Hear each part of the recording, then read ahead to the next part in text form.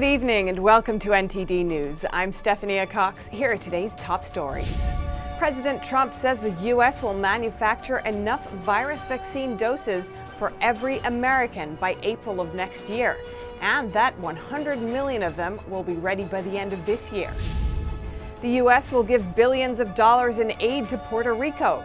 The country's governor outlines what the funding will go toward. The recent devastation caused by wildfires in the West has shown to be much more severe than in previous years. Over 100,000 people have had to leave their homes, and over 3 million acres have so far been burned. The U.S. will block Americans from using Chinese apps Wechat and TikTok. The Trump administration citing national security concerns. And U.S. sanctions have proved a major blow to telecom's giant Huawei's mobile phone production. But that's not all they're affecting. Chinese passenger plane manufacturers have also felt the impact due to a lack of key components.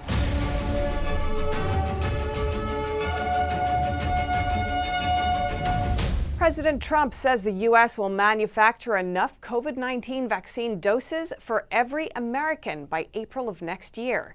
He says 100 million vaccine doses will be ready by the end of this year. Hundreds of millions of doses will be available every month, and we expect to have enough vaccines for every American by April. And again, I'll say that even at that later stage, the delivery will go as fast as it comes, they can deliver. The president says the vaccines are going through gold standard clinical trials, and 3 are in the final stage of testing. Trump says distribution of the vaccine will begin within 24 hours of being approved, with large amounts being delivered through the military. And both the president and political rival Joe Biden head to Minnesota today as early voting begins there. Minnesota has become a key battleground in the wake of violent riots and protests, with some people calling for justice and others law and order. Trump's holding a rally at 7 p.m. tonight on an airstrip in Minnesota's Bemidji, while Biden toured a union training center and delivered a limited capacity speech in Duluth this afternoon. It's rare for both candidates to campaign in the same state on the same day, and shows it's uncertain which way the state will swing. Democrats have a long winning streak in Minnesota, the state voting blue since 1972. In 2016, Trump was only 1.5 points away from turning the state red. This time around, Trump says he will do it. Recent polls show that Biden is leading by an average of nearly 9 points, according to 538's analysis of polls conducted as recently as Wednesday. Outside the voting stations this morning, long lines of people were waiting to get in and cast their ballots, eager to make their voices heard. We're more than a month away from the election, but in light of the anticipated influx of mail-in ballots and other concerns, Minnesota voters in Minneapolis are lining up to get it done. Minnesota voters are lining up in Minneapolis, getting ready to exercise their right to vote for the next president of the United States. Early. Jason Miller, first in line, says it's time to get it over with. I'm ready to be done with this as much as anybody is. Inside, the masks are on, the pens are out, and the ballot box is taking in their November election wishes. Danielle Jurley says an anticipated surge of mail-in ballots is behind her visit. We already live super close, and I know that there's expected to be a lot of mail-in ballots already, so I thought I'd just make it that much easier for the post office and everyone else that needs to vote by mail, that I just do it in person. But this gentleman says he's there because his ballot's gonna miss. You know, I actually sent an application in for my ballot, and it has yet to arrive. I've been waiting for a very long time, and I thought, you know what, I'm just going to go in and vote early. According to local media outlet KARE 11, the Minneapolis Elections and Voter Services Director says they're set to mail out over 114,000 ballots on Friday. Healthcare has become a focal issue for both Republican and Democrat campaigns. This week, the Biden campaign launches $65 million worth of healthcare ads. That's as President Trump says his new healthcare plan will be revealed soon. Here's the latest on the 2020 U.S. presidential election coverage. Biden's new campaign ads show families with children who have pre-existing conditions. Their parents express fears that Trump's attempts to repeal the Affordable Care Act, or Obamacare, could drive up treatment costs for their kids. Biden claims the repeal will take affordable health care away from 100 million Americans. If elected, he plans to fully reinstate and expand the act. Pavel Yakovlev, an associate professor of economics, said an issue with Obamacare is that it has ended up covering some groups of people at the expense of others. Namely, the poor, the sick, got covered and subsidized by the government, but it forced a good chunk of healthy, relatively young, relatively not poor individuals out of the market. Healthcare premiums keep rising for those who make too much money to qualify for a government subsidy. This is because they have to make up the cost for those who are subsidized and have pre-existing health conditions.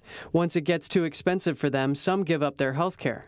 Yakovlev said this system is unsustainable because the fewer people that pay into Obamacare, the more others have to pay. Regardless of who's in charge, somebody has to solve the basic problem with affordable health care law is that it's actually making health insurance in some cases for some people unaffordable. For the others, yes, affordable, but again, because of government subsidies. Although the Biden campaign says millions of people will lose their health care if the act is repealed, Yakovlev says nobody can know the effects until we see the alternative that will replace the program. Trump is expected to reveal his new health care plan by the end of the month, including an executive order requiring health insurers to cover all pre-existing conditions. Reporting by Grace Coulter, NTD News. Florida and Alabama residents are cleaning up the damage after Hurricane Sally made landfall. The Category 2 storm killed at least 2 people in the Yellowhammer State. Over 250,000 homes and businesses in the Pensacola area are without power. There's no telling what it's going to take to get this Florida Gulf Coast bar back on track after Hurricane Sally ripped through. Sally destroyed structures and left a lot of water damage, but this tenacious owner is taking the adversity in stride. Well, as you can see, we pretty much lost our whole tent area. We got quite a bit of water damage throughout, which we're working on today, as you can see, everybody as you came in. A few things here and there, but we'll be back and ready. The relentless storm flooded streets, toppled trees, and left debris strewn throughout the neighborhood. The storm ripped a Gulf Shores resident's roof clear off, but he remains optimistic. Not too scared. I mean, it's, you thought that you always got to look at it. It could have been a lot worse. Satellite imagery shows piers intact before the hurricane, but many of them completely gone afterwards. Downpours flooded some areas with 2 feet of water. Local officials say the storm caused around $30 million in damage in Pensacola and Florida's westernmost county alone. Around 300,000 homes and businesses are still without power, but crews are working to restore the grid. Kevin Hogan, NTD News. Our hearts go out to the families who've lost loved ones to Hurricane Sally. It's a devastating time for many. And in related news, the Trump administration has announced $13 billion in additional aid for Puerto Rico. The action marks one of FEMA's largest ever infrastructure grants for the U.S. territory. Puerto Rico is still rebuilding in the aftermath of the 2017's Hurricane Maria. Governor Wanda Vázquez Garced said most of the funding will go toward restoring the island's power grid and its educational system. The 2017 storm killed nearly 3,000 people in its aftermath and devastated much of the island. The Trump administration has been widely criticized for its lack of hurricane response, but the president blamed island officials for being corrupt. And travel restrictions on the United States borders with Canada and Mexico have been extended through October 21st. The U.S. Customs and Border Protection Commissioner made the announcement on Twitter. Officials say the restrictions are there to continue to slow the spread of the CCP virus. The announcement marks the latest extension of restrictions on non-essential travel. Limits were initially put in place in late March. Thousands of people cross the U.S.-Mexico border daily for work, school, and other activities. Essential travel includes individuals traveling for medical purposes, attending school, or being engaged in trade, like truck drivers. And the Commerce Department is banning app stores from carrying Wechat and TikTok starting next week. It's in response to President Trump's executive order last month, citing national security concerns. The Trump administration will block Americans from accessing Wechat and TikTok starting Sunday at midnight, citing national security concerns. Secretary of State Mike Pompeo addressed the move during a visit to Guyana. Our goals are really very straightforward: protecting American information and data from ending up in the hands of the Chinese Communist Party. Wechat will be completely banned on Sunday, but Commerce Secretary Wilbur Ross says TikTok will stay intact until November 12th. Last month, the president gave TikTok's parent company ByteDance 90 days to divest its assets and submit to a full audit. If ByteDance doesn't get a deal by November 12th that complies with Trump's order, then it will be shut down. The two Chinese-based applications come under scrutiny for jeopardizing national security and the U.S. economy. The Commerce Department stated that Wechat and TikTok collect large amounts of data which may end up in the hands of the Chinese regime. That's because the apps are part of China's civil-military fusion and must cooperate with the intelligence service of the Chinese Communist Party. Both TikTok and Wechat collect user data, including network activity, location, and search histories. Ross said the ban combats the Chinese regime's malicious collection of Americans' personal data while enforcing U.S. laws and regulations. Several million people in the U.S. use Wechat. Some depend on the app to keep in touch with friends, family, and colleagues in China. A few people say they rely on the app for work and worship. They, along with the nonprofit U.S. Wechat Users Alliance, sued the administration over the ban, saying it violates their constitutional rights and stops their communication with China. The Justice Department said people who only use Wechat to share personal or business information between users would not be criminally liable. The ban is the latest in the Trump administration's efforts to counter Beijing's actions to undermine U.S. institutions and public security. Kevin Hogan, NTD News. Ukrainian and American Special Operations troops trained together for the first time during the bilateral air drills in central Ukraine. The exercises are part of a broader effort to enhance interoperability between the divisions. The drills were focused on parachuting skills. They involved MC-130J and CV-22 Osprey military transport aircrafts. The purpose of this training is a bilateral military exercise between U.S. Special Operations Forces and Ukrainian Special Operations Forces, working on our interoperability and also preparing them as they transition to a more Western-style Special Operations Force and NATO Special Operations Force. The U.S. Embassy in Kiev said the U.S. Special Operations Division was deployed to Ukraine, quote, to demonstrate commitment to the Black Sea region, support the Ukraine Special Operations Forces capability. The exercises came a day after Ukraine and the United States launched another series of joint military exercises. Those involve about 4,000 servicemen from 10 countries. Russian and Belarusian forces began drills near Belarus's border, along with Poland, on Tuesday. Interfax news agency quoted Russia's defense ministry as saying the drills, due to run until September 25th, were for counterterrorism purposes and were not directed against other countries. Up next, Americans living on the West Coast are seeing a drastic increase in the size of wildfires in their states. A group calling themselves the Hillbilly Brigade is saving Oregon towns from wildfires. The group is made up of ordinary citizens who say they know the terrain best. And we found multiple schools have started teaching Black Lives Matter ideology to students as part of their classes. More on that after the break.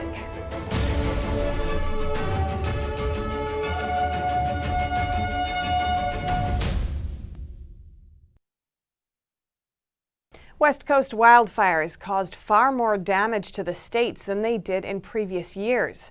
20 times more acres burned this year than last year. In 2019, the number of burn acres in the western part of the U.S. totaled in the 100,000 range. In 2020, they've reached the millions, and the fires are still raging on. Dry conditions and strong heat waves ignited nearly 8,000 wildfires in California. They've burned over 3 million acres and destroyed more than 6,000 man-made structures. Speaker of the House Nancy Pelosi reported on the number of casualties. And that's horrible, but worse than that, at least 35 people have died in the wildfires. Many people are missing, so we don't know the total number. Hopefully, it's just not so many more. A firefighter lost his life from the fire. Over 18,000 firefighters continue to battle the 27 major infernos in California. Crews in Oregon and Washington faced off 29 large wildfires, which burned over 1 million acres across the two states. Pelosi asserted the idea that the cause behind the wildfires is climate change. So this is this wildfire, the assault on nature, Mother Nature's statement. Do something about this. Reports say warm and dry conditions could return to Northern California this weekend. In Pelosi's legislative plan, research institutions will be put in place to study the impact wildfire smoke has on public health. In Oregon, the men and women of a Hillbilly Brigade came together this past week to fight the state's biggest fire in a century. They are credited with saving the mountain hamlet of Molalla, an hour's drive south of Portland, after its 9,000 residents were forced to evacuate. In a year when ferocious wildfires have killed at least 21 people and burned millions of acres along the West Coast, this brigade pulled off a miracle in the thick forests around Molalla in recent days. The Hillbilly Brigade is just a group of locals, lumberjacks and daily farmers, friends and neighbors, who are cobbling together basic equipment to fight the fires. But their advantage is they know the difficult terrain around them better than any outsider. The group organized and deployed themselves with little or no help from a small and overwhelmed local fire department, which focused on protecting the town center, nor from state and federal agencies who were deployed elsewhere. Nicole West, a 36-year-old ranch hand, said her team was left on their own to fight the fires. We got up here about 2 o'clock in the morning and started bringing equipment and water trucks and chainsaws and anything we could find, and whatever people told us to do is what we went out and did. West also explained the reason why some of the fires are spreading so rapidly. One of the main causes are these snags that fall. They run up it, runs up it all the way up to the top, and it's like dynamite, and then it blows up and spreads everything everywhere. Thanks to the Hillbilly Brigade, the residents have dodged a major bullet. But with the Beachy Creek and Riverside fires not yet contained, people are still nervous. Despite the fear, many are hopeful that the miles of fire lines the brigade cut through will provide a buffer if the winds blow the flames back their way. The Oregon Department of Forestry and the Office of Oregon Governor Kate Brown did not immediately respond to requests for comment on whether the state responded to fires near Molalla or what might have prevented a response. Some schools are teaching kids popular talking points from the Black Lives Matter movement as part of official curricula. In some cases, students have received handouts with cartoons that compare police officers to the KKK. Other lessons aim to teach students how to become what are called true allies of the Black Lives Matter movement. NTD's Melina Weiskup has more. Schools across the nation, from Texas to California to New York, are teaching Black Lives Matter curriculum at school, even as young as pre-K. One parent in California says he was disturbed to see that on the 4th day of school, his daughter was being taught that simply not being racist isn't enough, and that they need to be taught to become a true ally. So my daughter's depressed. She doesn't like the curriculum. They start off every day. Right now, it's the first thing. It's the fist up. It's racism. And I'm like, to me, you're coming into this community and you're telling these kids that they're racist. And Moss's house was targeted by BLM activists just days after he posted a video on Twitter condemning the lessons. Despite that, he tells us he's gotten overwhelmingly positive feedback from other parents. And based on the curriculum now being used in Buffalo, New York's public schools, the BLM material has broader goals than just teaching about racial equality. What is called a kid-friendly version of the BLM's guiding principles teaches children that everyone gets to choose whether they are a boy or a girl, or neither, or something else. 5th grade students are taught about disrupting Western nuclear family dynamics, like how to return to the collective village that takes care of each other. And that's my whole point with this, is just to get the message out. Parents have a right to know what your kid's being taught. I mean, it's pretty straight ahead. And in 2 schools, one in New York City and one in Dallas, Texas, students were given handouts comparing police officers to the KKK and slaveholders. The Texas school board removed the assignment. The superintendent in New York City responded in a letter to parents saying that a thorough investigation will take place to determine what, if any, action is to be taken. Both the Black Lives Matter organization and the 1619 Project claim that America was founded to preserve slavery. But one scholar tells us that no evidence of this has been found.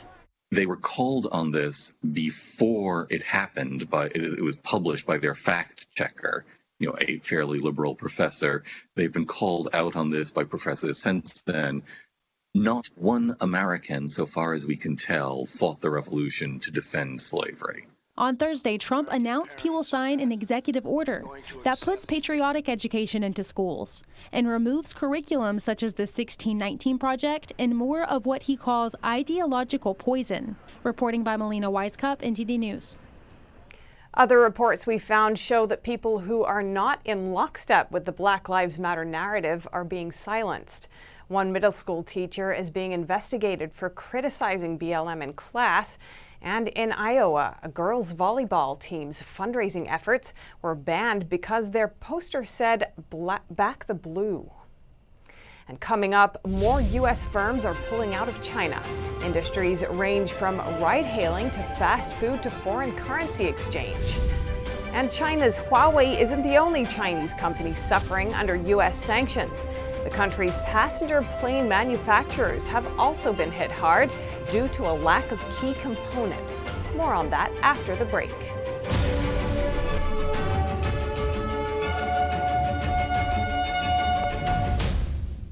More U.S. firms are decoupling from China as tensions remain taut between the world's largest economies.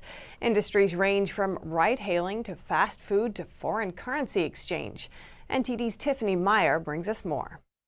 Uber is planning to sell part of its $6.3 billion stake in ride-hailing company Didi. It's an effort to raise cash. According to Bloomberg, Japanese conglomerate SoftBank is in talks about buying Uber's 15% stake in the Chinese company. Uber and SoftBank were not immediately available for comment. Didi said it had no comment on the report.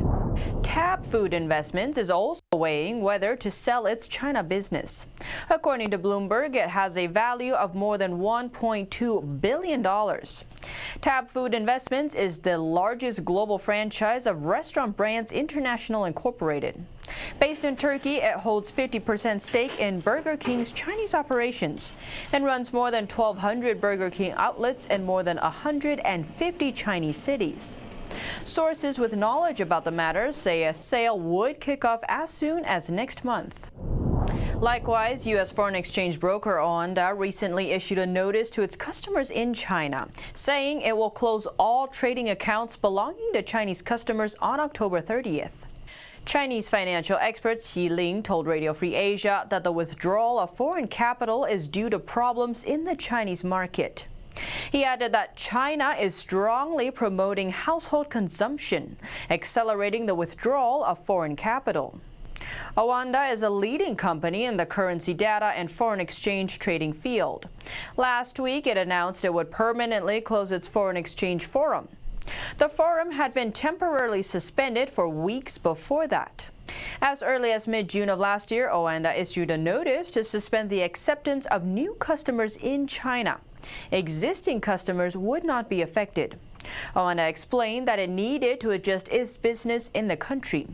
Under pressure from the United States, the Chinese Communist regime removed some financial market barriers for foreign firms last year. But it has yet to stop the withdrawal of foreign financial companies.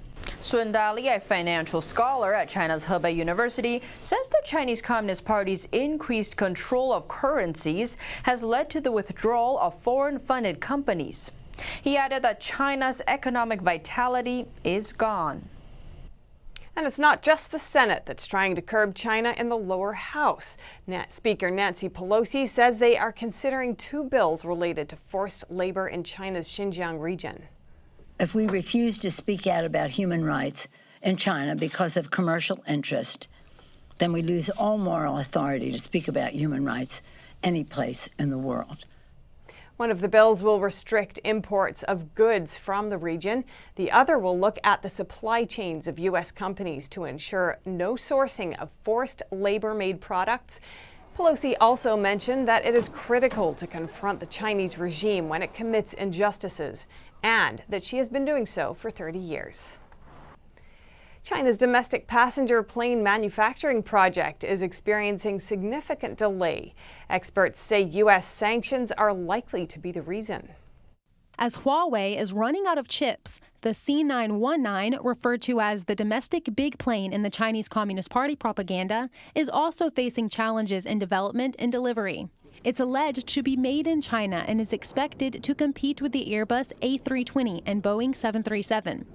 Since most of C919's key components are from the U.S., the CCP's big plane project is likely to be suspended due to U.S. sanctions.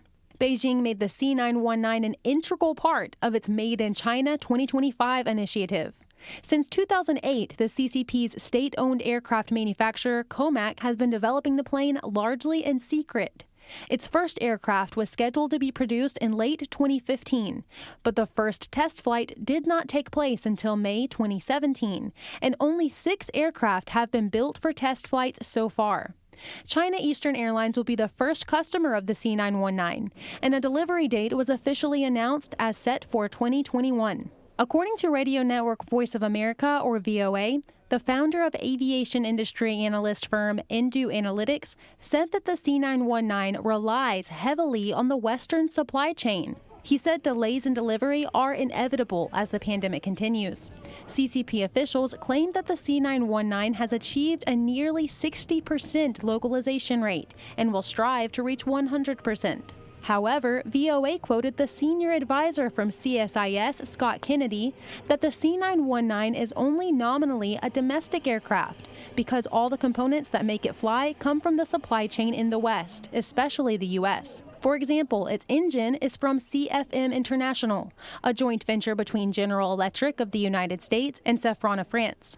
And its key systems, such as avionics, flight control, fuel, landing gear, etc., are using the mature technology from overseas or are manufactured by Sino-foreign joint ventures. There are at least 7 U.S. firms in the list of C919's first-tier suppliers. Scott says that since the CCP is promoting military-civilian integration, the U.S. may re-examine whether technology provided to the C919 will help the CCP develop its military, and there would be a high probability of sanctions. Reporting by Xu Wenhui, NTD News.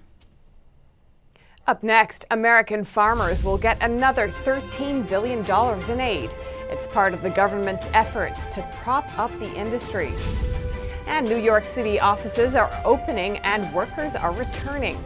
We went to Wall Street to see how people feel about coming back. That and more when we return.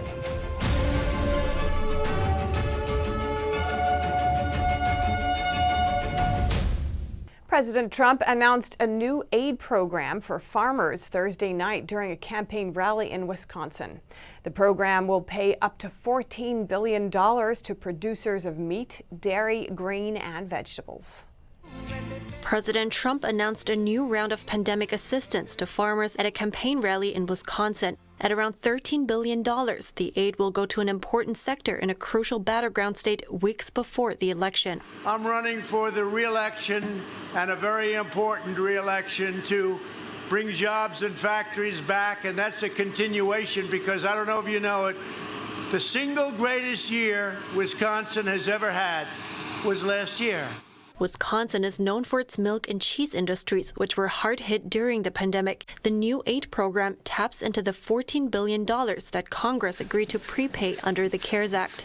Turning attention to his political opponent, the president criticized Joe Biden's support for decisions that resulted in a loss of U.S. jobs. He also noted Biden's support of China's entry into the World Trade Organization and the Trans-Pacific Partnership. He supported them all. Biden surrendered your jobs to China, and you know that. The president beat Democrat Hillary Clinton in Wisconsin in 2016 by less than 1% of the vote, which marked the first time the state voted Republican in a presidential election since 1984. The largest U.S. bank, J.P. Morgan, is asking its workers to return to the office by next week. President Trump tweeted that working in an office is always better than working at home. But some are wondering if the timing is right. We went to New York City's financial district to see what people think about going back. NTD's Phil Zoe reports. JP Morgan CEO says it's time to get people back into the office. He says it makes sense to carefully open up and try to get the economy going again. We spoke to employees on Wall Street to see what they had to say. It's been a journey for everyone, but this is a great neighborhood, and getting back to work is obviously, joyful. Everyone is back and working. Everybody is happy. Everyone is back in the office. You get more motivation when you're around your coworkers, and you get more guidance, from your employers. He says there are concerns about the virus, but people don't want to be locked up. People want to come out and work. I think it's more of a concern of people staying home. People want to get out. People want to get along with their lives. One employee said teamwork is more powerful when you're in the office. When you work in an office together, it's easier to achieve goals. People had different opinions about the commute to work. If when we go back, it's not everybody, then what's the point of doing it? There's nothing better than commuting to the greatest city in the world.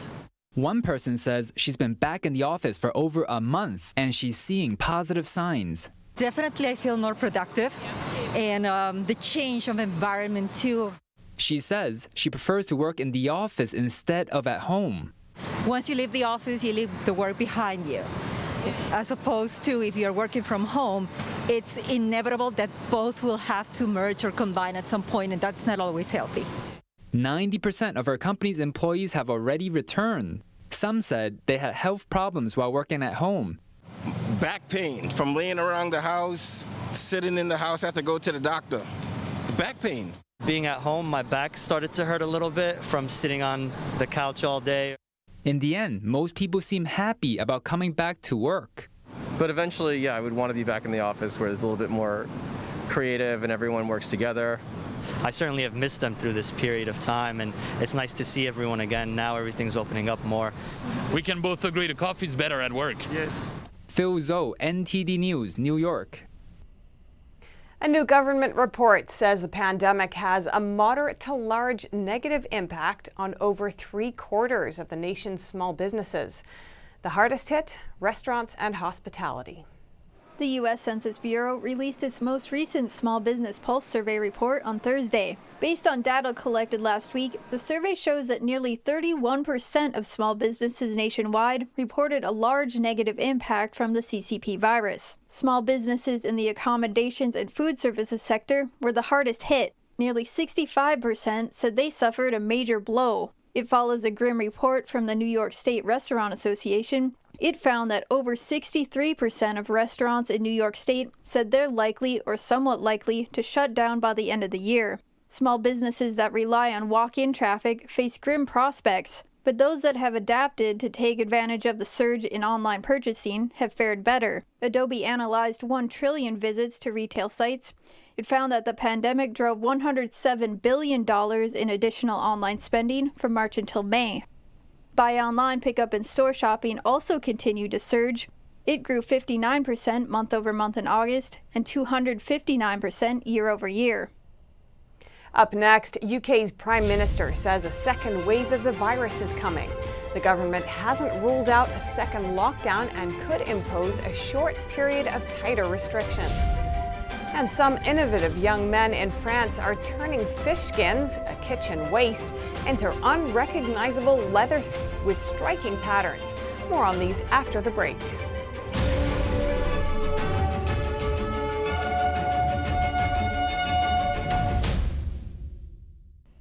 Over to Europe, the UK government says a second wave of the virus is coming as new cases surge. Over 10 million people are already in local lockdown. NTD UK's Neil Woodrow will bring us more news from Europe. Thanks and welcome to NTD UK, bringing UK and European news. The UK is considering a second national lockdown after new COVID-19 cases almost doubled.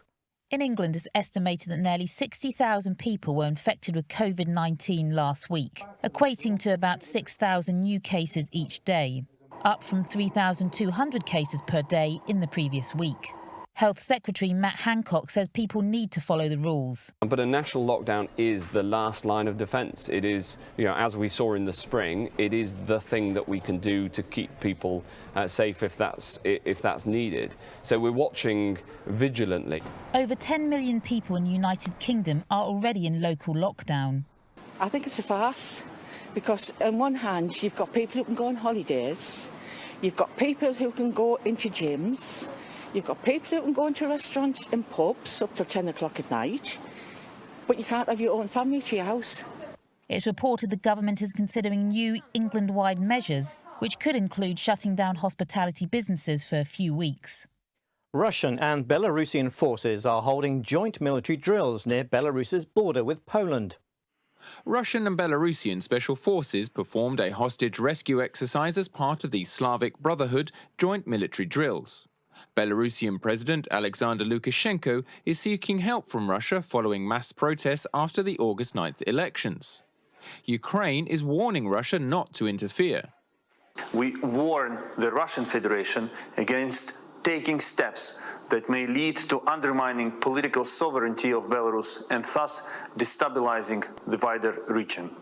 A United Nations investigator says more than 10,000 people have already been abusively arrested for taking part in peaceful protests in Belarus. She warns of the possibility of another Iron Curtain descending on Europe. Border closures will not stop international scrutiny. In view of the seriousness of the reported abuses, let me recall that human rights violations are not an internal affair. They are of interest to the international community. There have been widespread protests since President Alexander Lukashenko, known as Europe's last dictator, declared a landslide victory for his sixth term in office on August 9th.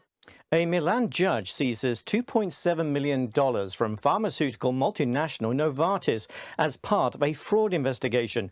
Investigators say the company sold drugs to hospitals at inflated prices. Finance police say 9 private hospitals in Milan took part in the scheme between 2013 and 2018. The hospitals received full reimbursements by the region and excluded the actual lower price they paid thanks to credit notes by the pharmaceutical companies.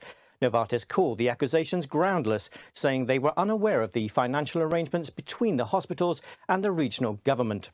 And dozens of desperate Lebanese migrants are being sent back by Cyprus to Lebanon. For years, small boats carrying mostly Syrian and Palestinian refugees left northern Lebanon's coast for European shores. But with Lebanon in freefall, Lebanese citizens are joining migrant ranks in large numbers. I didn't think they would send us back from Cyprus at all. I wish they had let us drown in the sea instead of bringing us back here. It would have been better because the children are devastated now. They've faced death in the sea.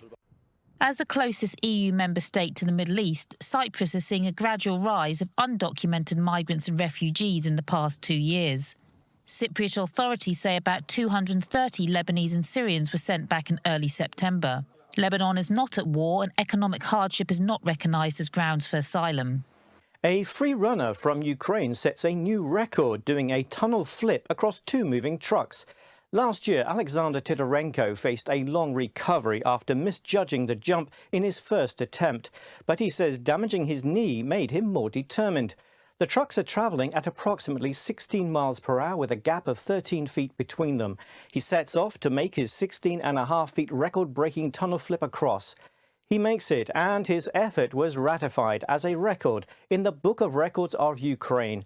It comes just 3 years after he beat the world's best freerunners to win the prestigious Red Bull Art of Motion. And fish skin usually ends up in the trash, but a French company is turning them into leather and pitching them to the high-end luxury market. Turning fish skin into leather is an age-old craft and it's experiencing a revival. 3 chemical engineering graduates taught themselves the tanning process from scratch. Their company has been given a 6-month stint in a startup incubator by Paris-based fashion giant LVMH. Our job is to give a second life to these materials by transforming them from a standard skin into leather for luxury products such as watch bracelets, leather goods, ready-to-wear clothing and shoes. Malatrey said the company gathers 10 to 12 tons of salmon skin, equivalent to around 10,000 sheets of fish skin a year. We treat them in batches of 1,000. The process takes around 2 weeks. The skin is first purified to conserve only the collagen, which is transformed into leather before dyeing and finishing. They love salmon skins for their flexibility, fineness and striking pattern. That's us for today. Thanks for watching. Back across to New York. Thanks, Neil. And still to come, the largest Mediterranean clam is endangered, at least partially due to a deadly pathogen. Croatian marine biologists are struggling to save the last few from extinction. And the sun has seasons. Solar storms affect a range of modern technologies from GPS to cell phones. And increased activity could make life more difficult. Learn more after the break.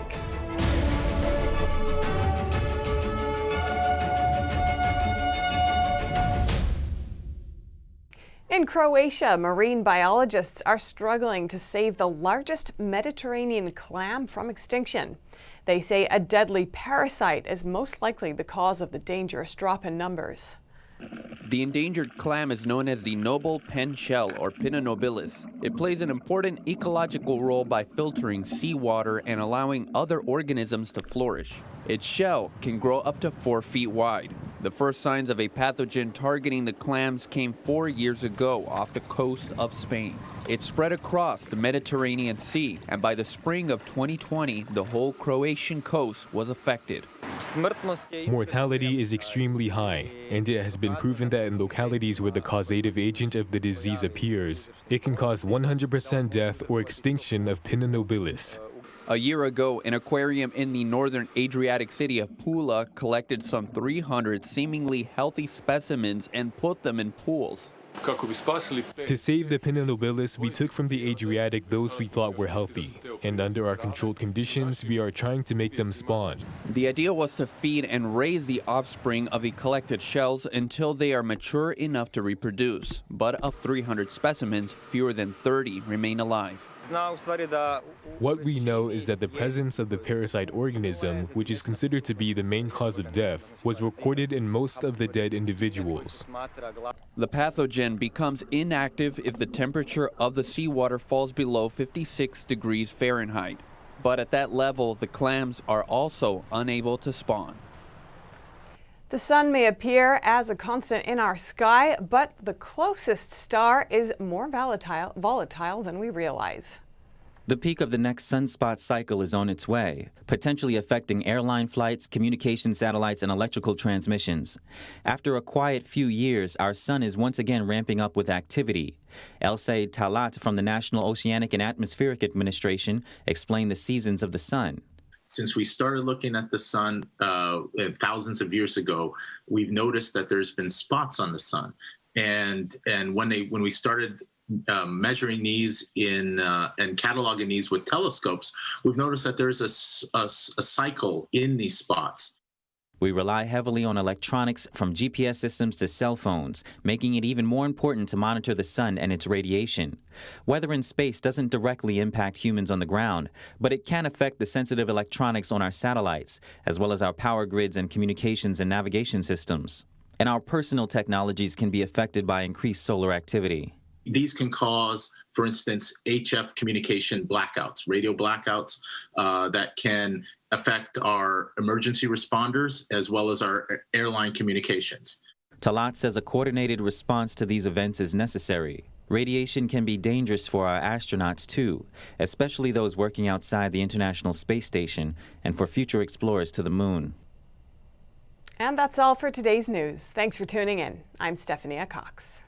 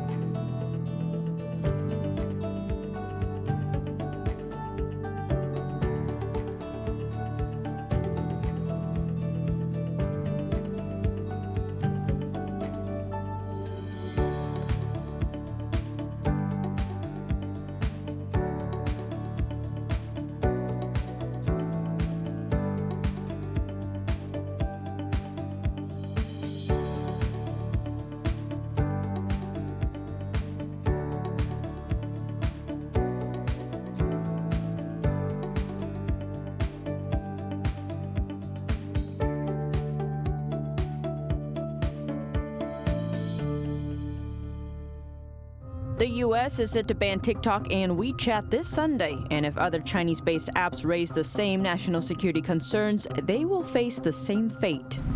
U.S. sanctions not only hit Huawei's mobile phone productions hard, but are likely affecting Chinese passenger plane manufacturers due to a lack of key components.